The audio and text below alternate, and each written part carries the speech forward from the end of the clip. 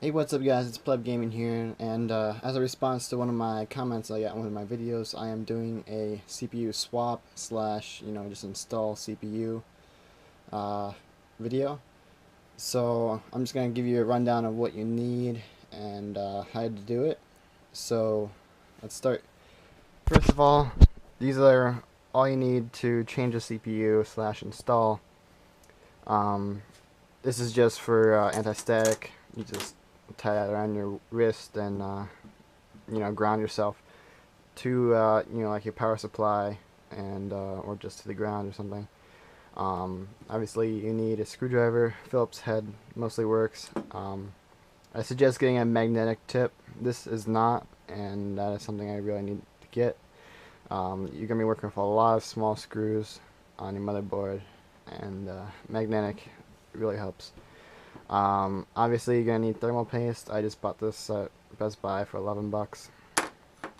And then if you're swapping a CPU, this only applies to that, but you're gonna need cotton swabs, rubbing alcohol, and paper towels. And then obviously you're gonna need your CPU. This is just an empty box. Also a quick update for my PC. I actually traded a guy my 6th gen i7 6700 for his 5th gen 4790, and his motherboard, of course. But I only did that just because he added on 100 bucks, so I actually made a lot of profit, and I got to keep my RAM, which I added into my Alienware.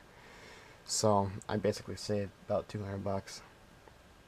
And so yeah, I will not be doing the install for this computer.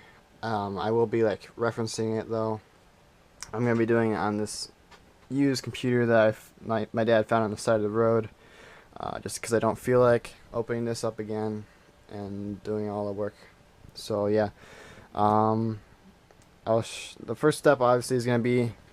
It depends on how much space you have. Like in this one, yeah, you could take out the GPU and then take out the cooling supply, and you could probably get your hands in and just pop your CPU right in. But for this computer, I'm just gonna take out everything out, put the motherboard on, and show you how to install. So yeah, I'm gonna take out all this crap and then just get the motherboard out, and then I'll. Okay, guys, I took out most of the hardware in this computer. One quick update: before you take out all the plugs, just take a picture of all your connector cables, which are these to the case. For this board, they're right here. They're the plus and minus, power switch, and LED power. Just make sure you take a picture of that so you don't have to look up your motherboard, if you're keeping the motherboard, of course. So yeah, just make sure you take a picture of that so you don't have to waste time finding out where to plug your switches back in again if you're keeping the motherboard. Okay, guys, I took all the hardware off of this motherboard, and this is pretty much just what it is.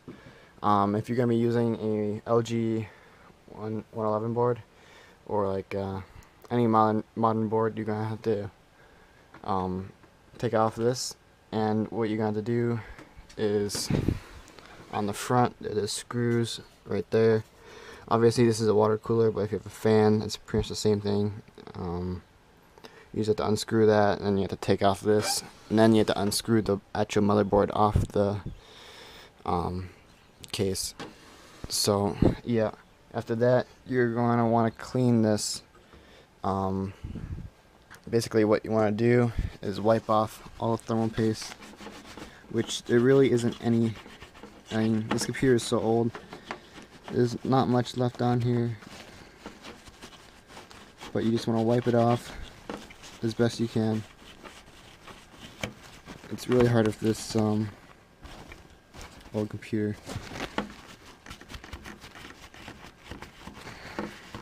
It's finally coming off.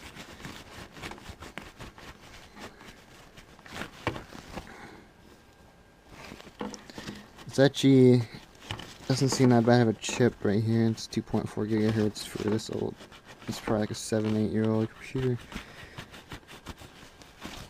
But try not to touch it with your hand at all. Obviously, I don't really care about this one because it might not even work.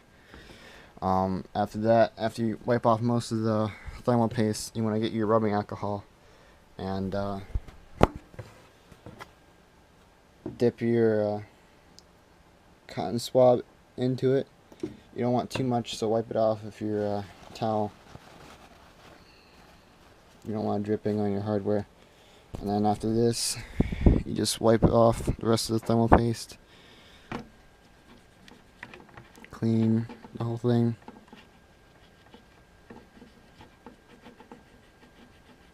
This really isn't coming off anyways, so it'll be easier if you're using a newer computer. But anyways, once you do that, you can wipe it off again and proceed to taking it off.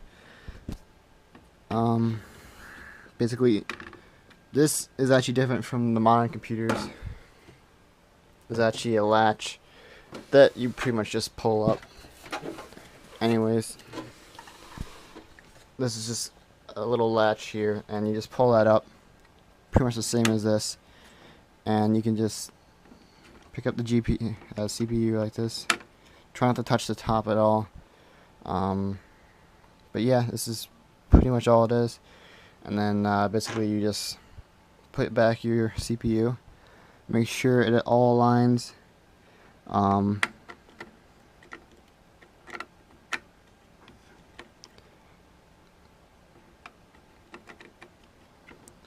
This should be right here. There's a little triangle.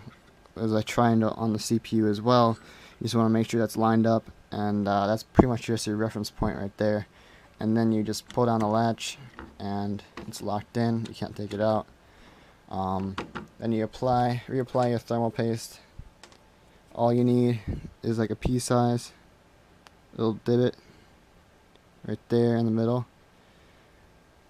and then you put back your CPU cooler. I'm not, because this is really disgusting anyways.